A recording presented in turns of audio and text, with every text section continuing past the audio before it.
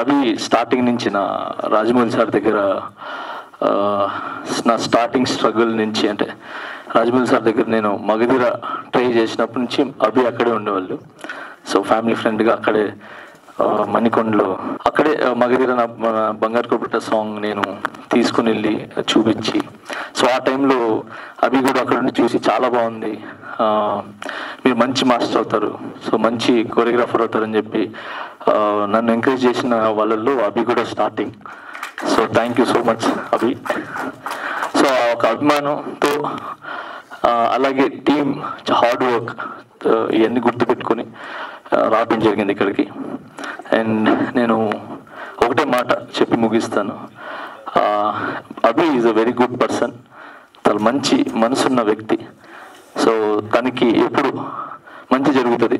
So ఈ cinema పెద్ద విజయం సాధించి అభి లైఫ్లో అండ్ టోటల్ ఈ హోల్ టీమ్ లైఫ్లో ఒక పెద్ద విజయంగా ఉండి వాళ్ళ లైఫ్లో వెలుగులు తీసుకురావాలని, ప్రొడ్యూసర్స్కి మంచి డబ్బులు తీసుకురావాలని మనస్ఫూర్తి కోరుకుంటూ. థ్యాంక్ యూ అండి.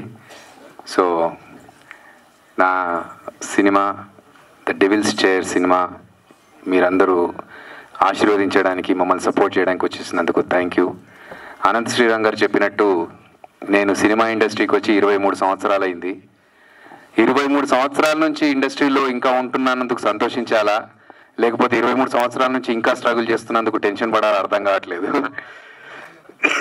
కానీ ఒకటే మాట, కష్టపడే వాళ్ళకి సినీ ఇండస్ట్రీ ఎప్పటికీ సపోర్ట్ ఉంటుంది. కొంచెం ముందు వెనక అవ్వచ్చు, కానీ తప్పకుండా ఒక సక్సెస్ వస్తుందని నమ్మి 23 సంవత్సరాల నుంచి ఉన్న నా ట్రావెల్ కావలిస్తే ఇంకో 23 సంవత్సరాలు కూడా నేను చేస్తాను, కానీ ఇక్కడ సక్సెస్ సాధించిన తర్వాత నేను రిలాక్స్ అవుతాను. ఎందుకంటే